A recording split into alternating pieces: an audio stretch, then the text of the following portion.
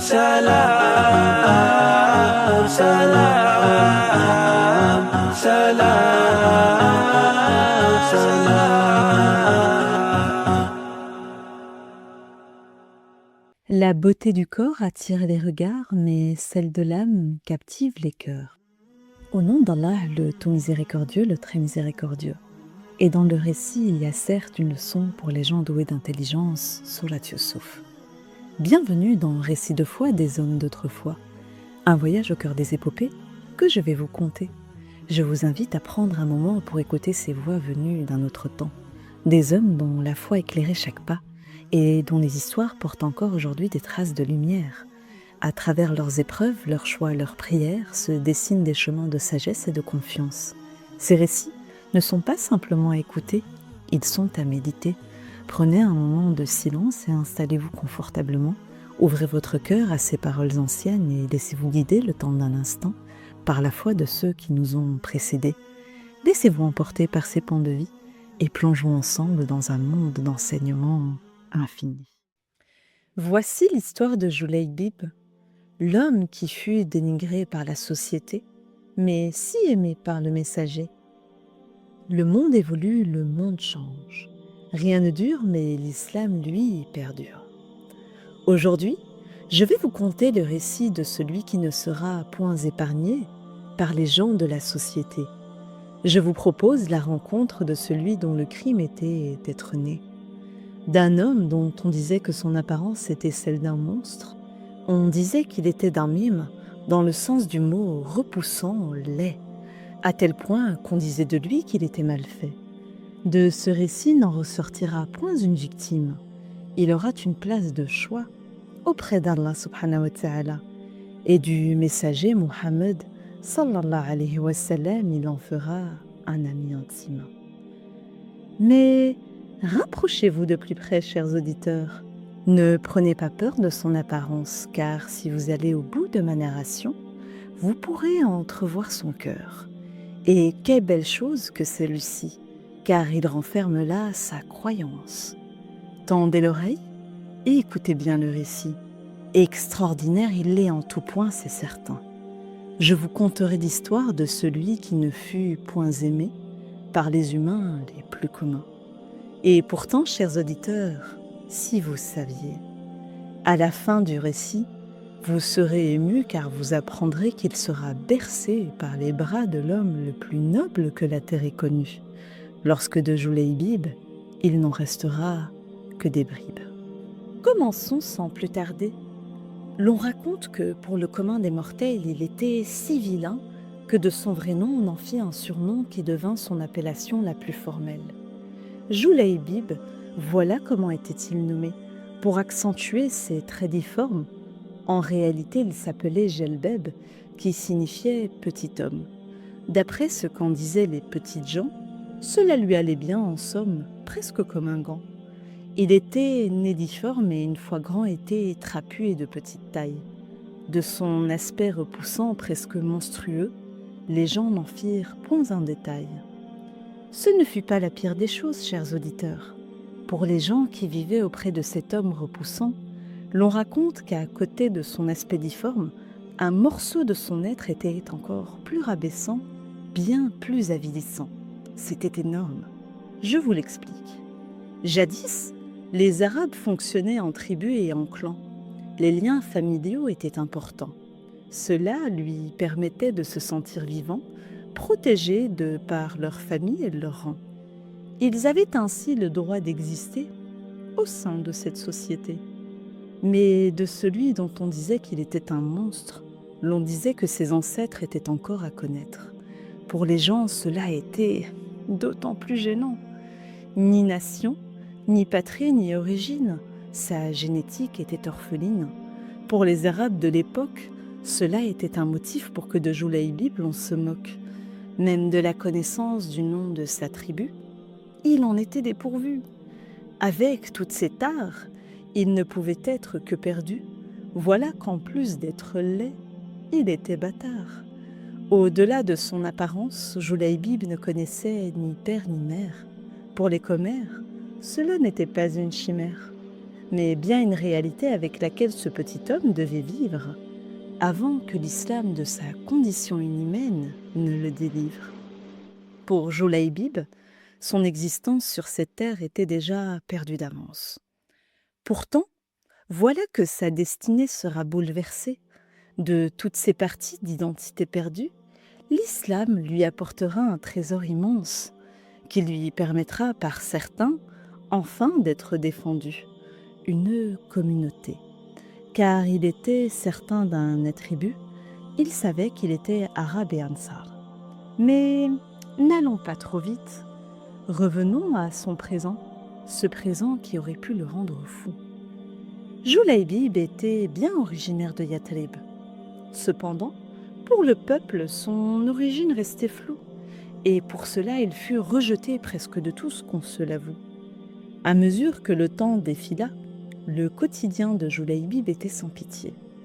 Quand d'autres pouvaient être considérés, aimés et choyés, lui était constamment humilié, raillé ou encore écarté. L'on rapporte même qu'un homme du nom d'Abou Barza avait fait promettre à son épouse, sans aucune raison, de ne point laisser entrer cet homme hideux au sein de sa maison. Il dit « Ne laisse jamais Joulaïbib entrer chez nous, sinon je serai sans pitié envers lui. » L'on dit que l'or, même à la laideur, donne un teint de beauté. Eh bien, pour lui, cela ne l'aida point, car, vous vous en doutez, de l'or, il n'en connaissait ni l'odeur ni la couleur. C'est ainsi qu'à la laideur, à l'absence de génétique, on ajouta une épreuve supplémentaire à Joulaïbib, celle de la pauvreté. Quelle douleur! Au ricanement des hommes s'ajoutaient ceux des enfants. Eux aussi se moquèrent, de par ses rejets, Joulaïbib devint un homme réservé et solitaire. Avec le temps, celui qui deviendra un sahaba comprit que les moqueries arrivées à ses oreilles seraient la mélodie amère qui le poursuivrait durant toute sa vie. Il prit une décision qui lui permit de se sentir accepté, telle une illusion. Il devint l'ami des femmes. Avec elles, il n'y avait aucune compétition, car peu d'entre elles faisaient attention à ses handicaps. Pour Joulaïbib, c'était enfin une étape, car il se revêtit de cette illusion, telle une douce cape, celle de l'amitié de toutes ces dames. Pour lui, ce ne fut une manière que de tranquilliser son esprit et son âme. Elles devinrent son refuge, celle qui, se disait-il, point ne le juge. Toutefois, Joulaïbib était triste. Il souhaitait ardemment qu'on l'aime pour ce qu'il était, un être de chair, émotionnel et dont les besoins seraient satisfaits. Mais lorsqu'il y pensait trop, il devenait défaitiste. De la peine et de la douleur, voilà ce qui en lui subsiste. Ni même le jour, ni même la nuit ne furent ses amis. Il redoutait ces deux moments de la journée. Il pleurait seul de désespoir la nuit, arpentant les rues à la recherche de ceux qui de son sort seraient émus. Quant au jour, ce dernier était encore plus cruel, lui révélant au soleil son reflet hideux, ainsi que le regard de ceux qu'il croisait, allant jusqu'au regard des gens les plus silencieux à son passage, mais dont la lumière du soleil montrait ce qu'ils ne pouvaient feindre, l'horreur de leur regard. Pour l'estime de Joulaïbib, cela causait des ravages. Il vivait ainsi, sans compassion ni affection. Un jour, une chose salutaire arriva à cet homme au cœur si doux, celui dont le physique pour les gens de Médine n'en faisait sortir que du dégoût. Me croirez-vous, chers auditeurs, si je vous disais que Joulaïbib se trouva un ami fidèle et une famille? Enfin, arriva ce grand jour tant attendu, l'apparition d'un grand homme à Médine. Avec lui, un chant, une douce mélodie que jamais il n'oubliera, car pour une fois dans sa vie, et jusqu'à la fin de celle-ci, il ne mettra plus jamais ses oreilles en sourdine.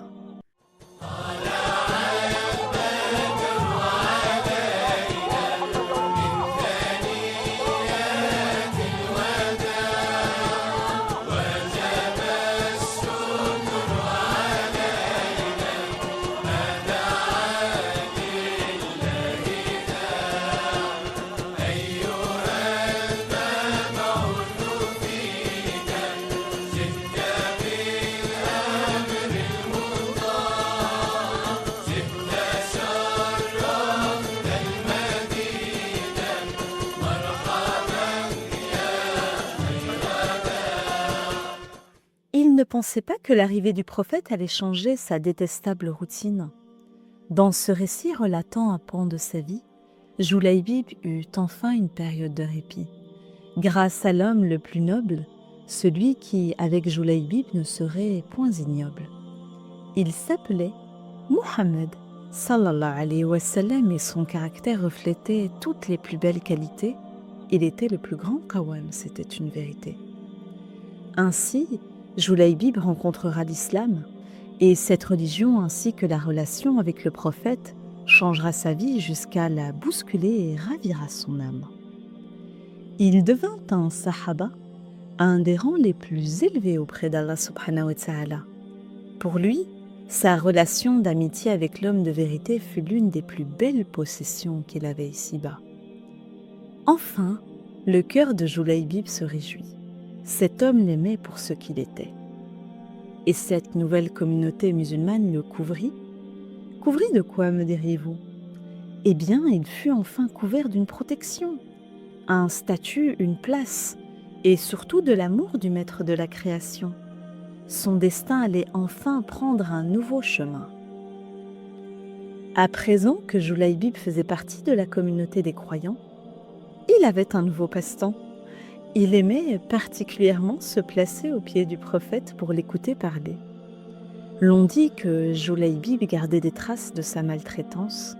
Pour preuve, il restait constamment silencieux, timide et discret, et cela même lorsqu'il était en présence de celui qui donnait un second souffle à sa vie. Chers auditeurs, Julaybib n'était qu'au début de cette vie pleine de nouveautés. Si vous saviez ce qui lui arrivera, vous n'en reviendriez pas. Mais je suis là pour vous raconter les leçons à en tirer de son passage ici-bas. Car, je vous le rappelle, ces récits sont avant tout des miroirs sur votre propre existence, une remise en question sur votre présence. Seriez-vous de ceux qui, auprès d'Allah subhanahu wa ta'ala, pratiqueront la reconnaissance, ou de ceux qui, de ce monde, en feront un terrain de jouissance ? En attendant la fin du récit, sachez que Julaybib fera partie des reconnaissants, et en cela sa destinée marquera celle des hommes puissants auprès d'Allah subhanahu wa ta'ala. Un jour, Julaybib fut confronté à une chose à laquelle il n'osa jamais penser. Le prophète, Muhammad, sallallahu alayhi wa sallam, lui demanda une chose, dont lui-même n'en savait rien. Cette chose fera éclore en lui une métamorphose. En réalité, même si cette dernière s'était déjà opérée en lui, il ne sut pas qu'un jour le prophète lui demanderait ceci. Il dit « Ô Julaybib, demande-moi quelque chose. Y a-t-il quelque chose que tu désires ?» Ce fut la première fois qu'on lui demandait ce qu'il désirait. Il n'en savait rien. La seule chose dont il était certain est qu'il aimait la compagnie du prophète. Alors, humblement, il répondit « Ô messager d'Allah, Allah m'a béni par ta compagnie. Je m'assieds devant tes pieds bénis. Que pourrais-je bien désirer de plus ?» Chers auditeurs, imaginez un peu cet homme dont le peuple a toujours rejeté son apparence, son existence, dont l'absence de la beauté, la pauvreté et sa difformité ne l'aidèrent point dans cette société. Remerciez Allah subhanahu wa ta'ala pour cet unique bienfait, celui d'être en compagnie du messager, et cela après avoir été durant toute sa vie éprouvée. Quel cœur reconnaissant avait Julaybib. Si seulement les gens le voyaient, si seulement ils pouvaient voir la beauté de l'âme au-delà de son physique. Car lorsqu'on sait être bien guidé, une chose nous fait voir au-delà de tout cela, l'islam.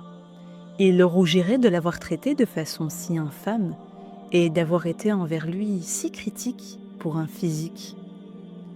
C'est ainsi que le messager décontenança encore plus son sahaba. Il ajouta « Ne souhaites-tu pas te marier ?» Julaybib, à cette question, ne s'attendait pas. Pourtant, s'il y avait bien une personne avec qui il se sentait lui-même, c'était bien le prophète. Ainsi, il décida d'être sincère et fit oui de la tête. Il dit timidement Oh oui, messager, j'aimerais tant. Le messager en était content. Il se donna pour mission de trouver une épouse à Joulaïbib, son ami et confident. Quant à Joulaïbib, il restait stressé à cette idée, car encore à ce jour, il était toujours pauvre et dormait les pieds nus à la mosquée. Comment pourrait-il être digne d'une épouse?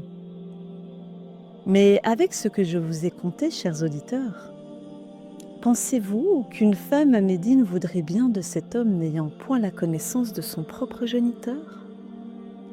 Même si pourtant, d'Allah subhanahu wa ta'ala, il en était le dévoué serviteur. Sachez que le prophète Mohammed, sallallahu alayhi wa sallam, le traita comme n'importe quel autre sahaba. Pour Joulaïbib, il alla frapper à la porte d'une des familles les plus nobles des Ansar. Et cela malgré toutes les préoccupations de la communauté à sa charge. Pour son ami intime, le messager fit preuve de beaucoup d'égards. Son ami était si aimé de lui qu'il se donna le temps de remplir cette mission, comme pour lui rendre hommage. En recherchant l'une des meilleures femmes, l'on disait que celle que le prophète choisit était très belle et que pieuse était son âme. À aucun moment le messager ne brada sa recherche, en utilisant les critères de la dunya en aucun cas.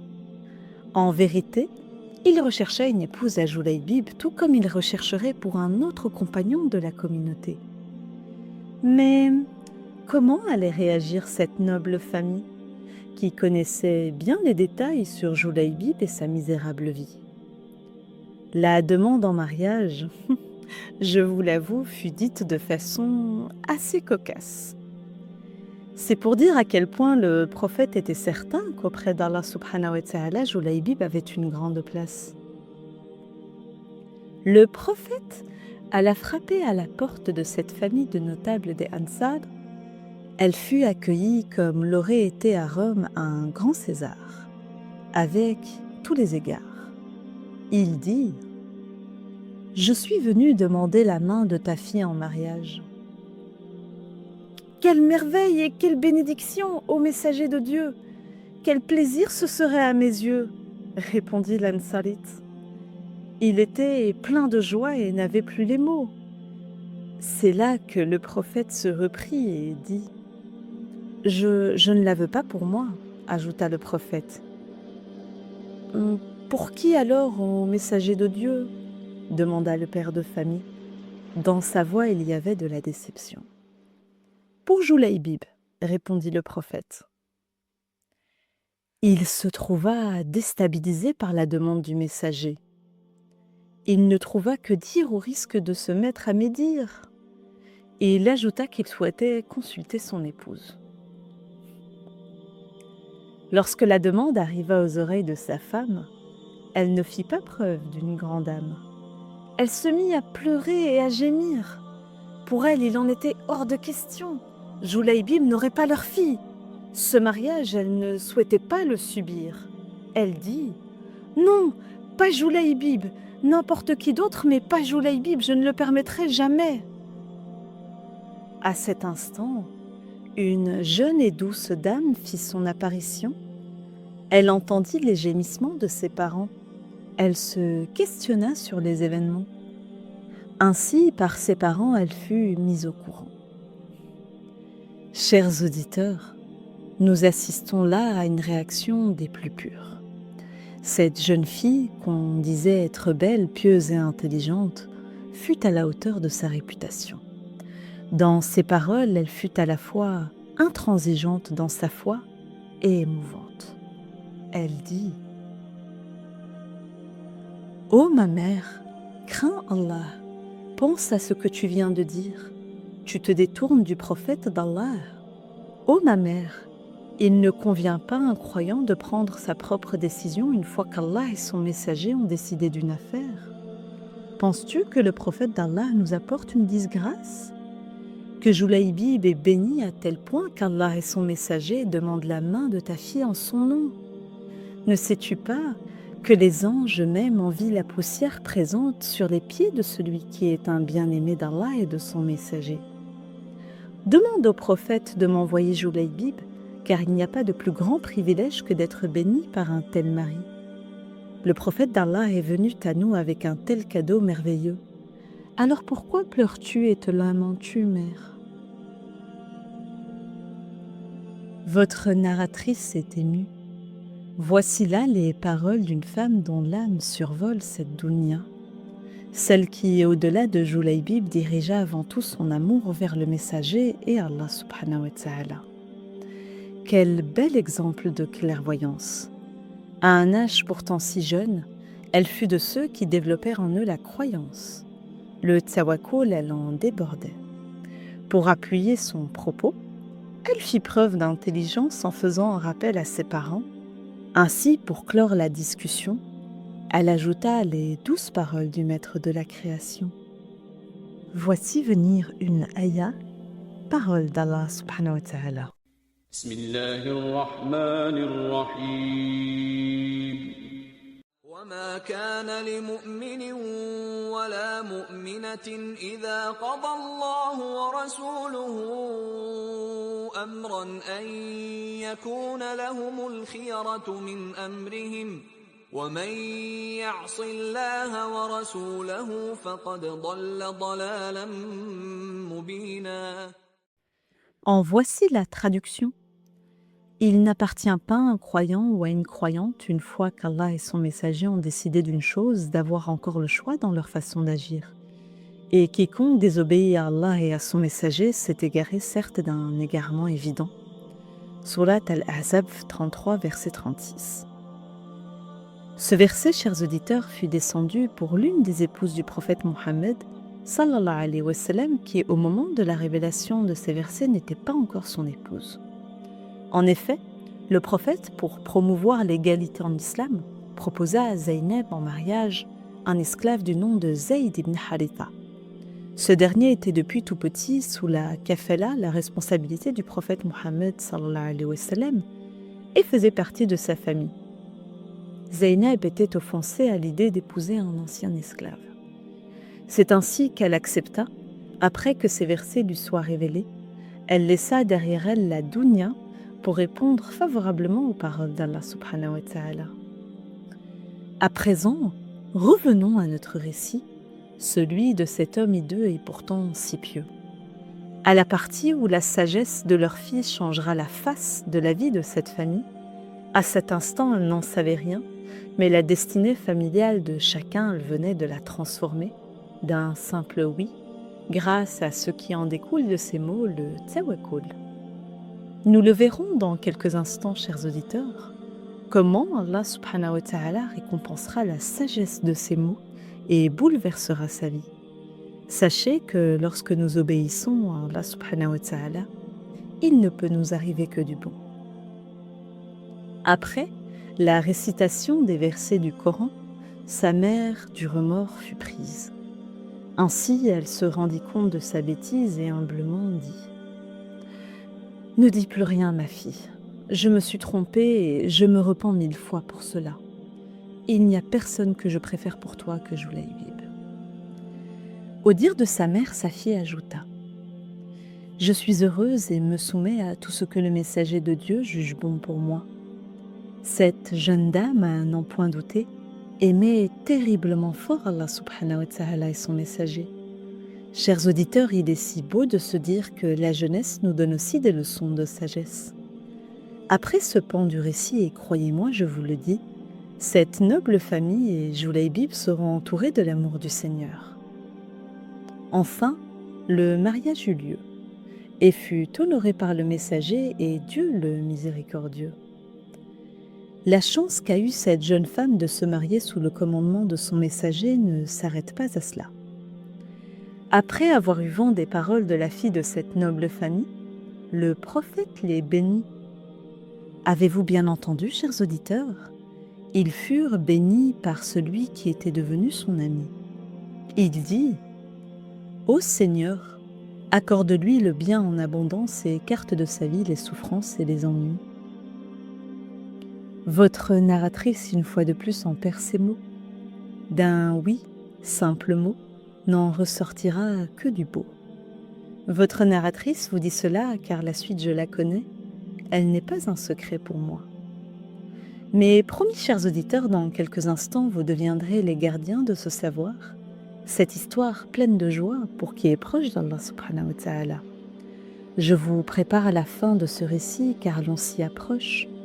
Pour certains, elle sera merveilleuse, pour d'autres de la catastrophe, elle sera proche. Mais pour celui qui sera proche de cette dunya, de la tristesse et du malheur, voilà ce qu'il verra. La fin de cette histoire sera votre miroir.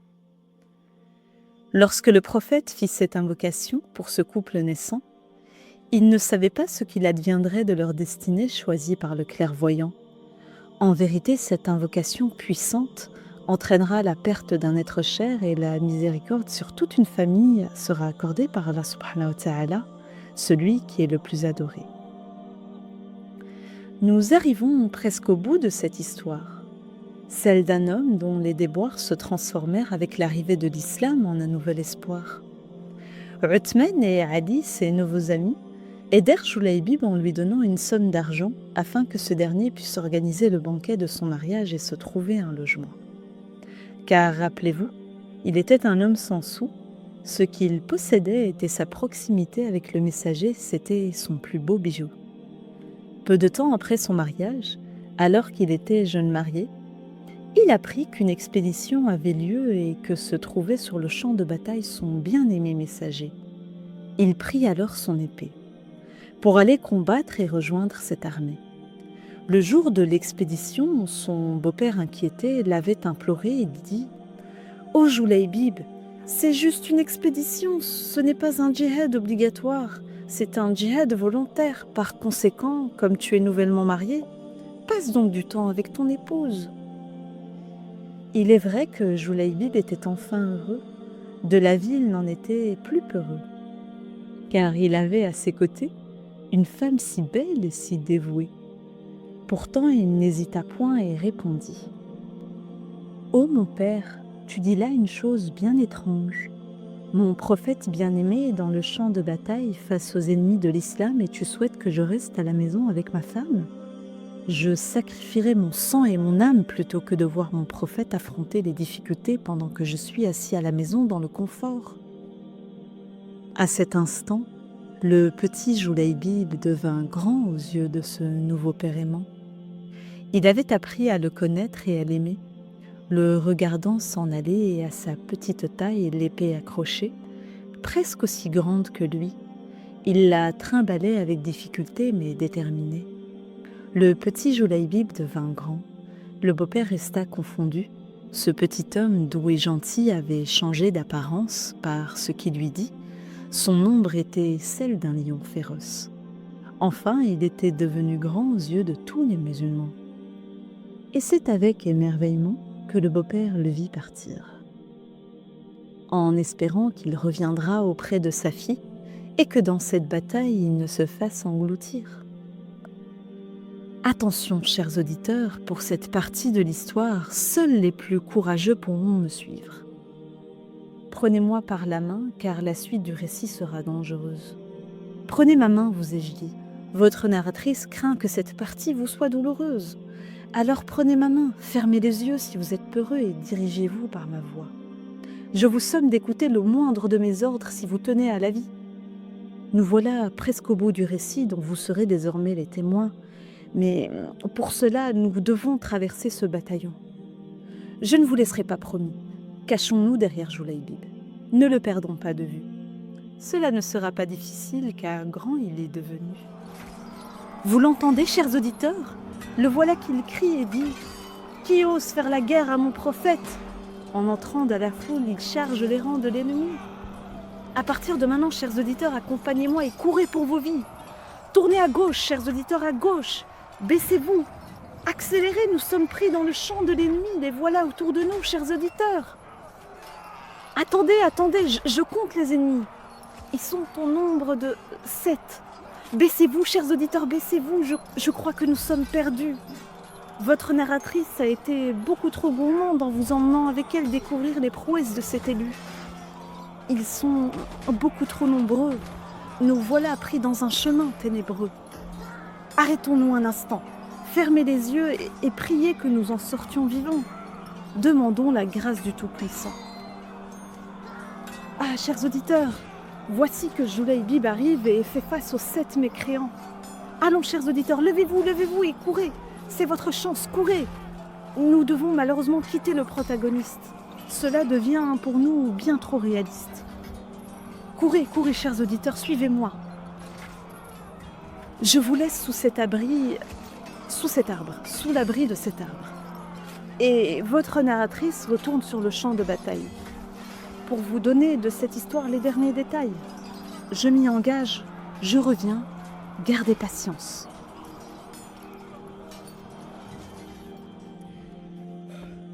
Me revoilà, chers auditeurs, essoufflé, mais bien là pour vous raconter. Eh bien, comment commencer ? Quand la bataille prit fin, je me suis frayé un chemin. Le messager avait donné l'ordre aux compagnons de retrouver les personnes manquantes. Ils devaient retrouver chaque membre de leur famille et de leur clan. C'est ainsi que la voix et la tristesse du prophète Mohammed sallallahu alayhi wa sallam furent entendues. Ils dirent « J'ai perdu mon bien-aimé Julaybib, trouvez-le, je le prie. » Mais rien. Ils cherchèrent parmi les hommes au sol ceux qui furent tombés au combat, rejoignant Allah subhanahu wa ta'ala. Je ne sais comment vous le dire. Il fut retrouvé, chers auditeurs. Son corps était devenu si petit pour son âme si grande. Le prophète en était bouleversé, chagriné, qu'elle fut appelée par Allah subhanahu wa ta'ala dans sa grande miséricorde. Il ne put se résoudre à le lâcher. Il le prit dans ses bras et demanda qu'une tombe lui soit creusée. Durant ce temps, tout en le serrant très fort dans ses bras, il dit « Il en a tué 7, puis il a été abattu. Cet homme fait partie de moi et moi de lui. » Rendez-vous compte, chers auditeurs, de cette parole dite par le plus grand des hommes en parlant de cet homme difforme. Il fait partie de moi et moi de lui. Quelle belle leçon que voici. Les compagnons pleuraient abondamment et dirent « Que nos pères et nos mères soient sacrifiés pour toi, ô Julaybib, que ton statut est élevé. » Il fut enterré dans la tristesse de la perte de cet être qui eut une fin pleine de noblesse. L'on dit que le ciel des milliers d'anges en firent leur apparition pour assister à la salat janaza de celui qui de ce monde d'ici-bas s'en détacha.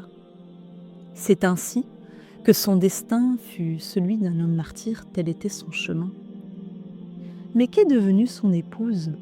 Souvenez-vous, chers auditeurs, de l'invocation faite par le messager en faveur du couple de Julaybib. Eh bien, voici les bienfaits. Julaybib meurt martyr, ainsi il emportera avec lui la récompense de celui qui intercédera en faveur de 70 membres de sa famille ou amis, d'après El-Talmidi. Quelle belle miséricorde que voici. En acceptant de l'épouser, son épouse et sa famille seront peut-être parmi ceux qui auront sa faveur. De plus, l'on dit qu'après cette bataille, il n'y a pas de veuve à Médine dont la main était la plus recherchée dans le mariage que celle de l'épouse du martyr Julaybib. Voici la fin du récit de Julaybib. C'est en aimant son prophète et Allah subhanahu wa ta'ala corps et âme, en devenant un fervent pratiquant de l'islam, qu'il fut élevé parmi les plus hauts degrés du paradis. Il fut le bien-aimé du messager. Votre narratrice garde espoir qu'à présent vous l'appeliez Julaybib, à tous et pour l'éternité, notre Julaybib, notre Habib. Mais nous ne vous laissons pas ainsi. À ce récit, il y a une suite pour les plus courageux et les plus curieux. Laissons place à la seconde partie, celle des leçons à en tirer de ce récit. Assalamu alaikum wa rahmatullah. Si vous êtes arrivé jusqu'ici, eh bien, je vous en remercie. Nous allons à présent nous plonger dans le rappel de certaines leçons fondamentales à retenir sur ces récits à travers l'analyse faite par plusieurs grands imams. Dans ce podcast, nous avons pris la décision de toujours citer les sources provenant des savants, à une époque où la parole elle est largement donnée à tous et où il est devenu courant de partager des enseignements religieux sans en mentionner l'origine. Cette rigueur, chers auditeurs, elle est essentielle pour préserver l'authenticité et la fiabilité de notre discours. Le récit de Joulaïbib est riche en leçons profondes, notamment sur l'humilité, la piété et la valeur réelle d'une personne aux yeux d'Allah Azzawajal. Voici 4 enseignements majeurs que l'on peut en tirer. La première leçon est l'importance de la valeur intérieure sur l'apparence extérieure. Joulaïbib était décrit comme un homme de petite taille et d'apparence modeste, sans statut social élevé ni richesse. Pourtant, le prophète Mohammed sallallahu alayhi wa sallam a vu en lui un homme de foi sincère et méritant. Cela nous enseigne que la valeur d'une personne ne repose ni sur son apparence, ni sur sa richesse, mais sur sa piété et son bon comportement. Dans le Coran, la sourate 49, le verset 13, Allah a dit « Le plus noble d'entre vous auprès d'Allah est le plus pieux ». Ibn al-Jawzi commente en disant « Il était parmi les compagnons du messager d'Allah et bien qu'il ne soit pas connu parmi les gens, il était connu auprès d'Allah. Il a été honoré par la parole du prophète « Il est de moi et je suis de lui ». Cela montre que l'islam donne de la valeur au cœur sincère et aux serviteurs dévoués, et non aux critères matériels que la société impose. L'imam al-Qurtubi dira « L'histoire de Joulaïbib nous rappelle que l'islam a aboli les distinctions sociales injustes et a rétabli la valeur de l'homme en fonction de sa piété et de son comportement, et non de sa lignée ou de sa richesse. Cela met en lumière l'universalité du message de l'islam et la justice d'Allah envers ses serviteurs. » L'imam as-Suyuti évoque également le mérite du martyr car Joulaïbib est tombé en martyr dans une bataille et a été enterré par le prophète Mohammed sallallahu alayhi wa sallam lui-même. Il écrira « La grandeur d'un homme ne se mesure ni à sa richesse ni à son statut, mais à son lien avec Allah. Joulaïbib était pauvre et seul, mais le prophète a pleuré sur lui et l'a compté parmi ses proches. » Cela souligne l'amour et la miséricorde du prophète Mohammed sallallahu alayhi wa sallam pour tous ses compagnons, quels qu'ils soient. L'obéissance à Allah et à son messager est la deuxième leçon à en tirer. L'un des aspects les plus marquants de cette histoire est l'obéissance de la femme qui accepte d'épouser Joulaïbib sous l'ordre du prophète. Ses parents étaient réticents au départ, mais elle a immédiatement accepté lorsqu'elle a su que cela venait du messager d'Allah. La leçon principale est que l'obéissance à Allah et à son messager doit primer sur nos propres préférences et désirs personnels.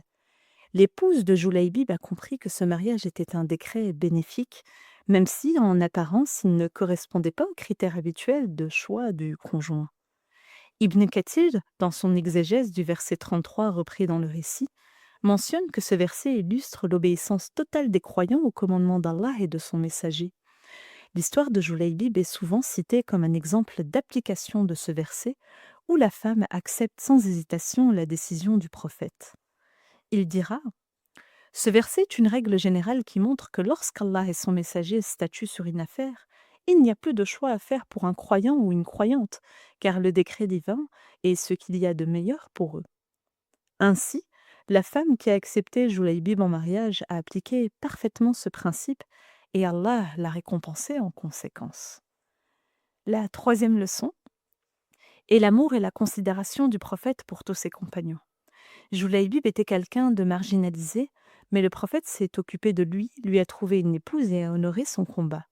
Lorsqu'il est tombé martyr au combat, le prophète Mohammed sallallahu alayhi wa sallam a lui-même enterré son corps en disant « C'est de lui que je suis et il est de moi ». La leçon principale est que l'islam ne rejette personne. Peu importe notre statut, Allah regarde notre cœur et notre foi. Et enfin, la dernière leçon à en tirer est la récompense d'Allah pour ceux qui acceptent son décret. L'épouse de Joulaïbib a vu sa soumission au décret d'Allah se transformer en bénédiction. Après la mort de Joulaïbib, elle a été comblée de bienfaits et on raconte qu'aucune femme de Médine ne fut plus courtisée qu'elle. La leçon ici est que celui qui accepte le décret d'Allah avec patience et soumission sera largement récompensé. Parfois, nous ne comprenons pas immédiatement la sagesse derrière un décret d'Allah, mais en réalité, il est toujours dans notre intérêt. La femme qui a accepté Joulaïbib en mariage a reçu d'Allah un bien immense, car elle a mis sa confiance en lui. C'est un exemple parfait de la véritable soumission à la volonté divine. Donc cela rejoint l'idée que suivre notre prophète même quand cela semble difficile, apporte toujours des bénédictions. En conclusion, chers auditeurs, l'histoire de Joulaïbib a été commentée par de nombreux savants à travers les siècles. Ils en tirent des leçons universelles sur l'importance de la piété au-delà du statut social, l'obéissance à Allah Azzawajal et à son prophète, l'amour du prophète pour tous ses compagnons, ainsi que la sagesse cachée derrière les commandements divins. En résumé, l'histoire de Joulaïbib nous enseigne que la piété et l'obéissance priment sur l'apparence et le statut social, et que ceux qui placent leur confiance en Allah ne sont jamais perdants. Cette histoire continue d'inspirer et de rappeler que ceux qui placent leur confiance en Allah Azzawajal sont toujours honorés, ici-bas et dans l'au-delà. Merci à vous pour votre écoute. Restez toujours plein d'espoir et je vous dis à très bientôt pour une nouvelle histoire.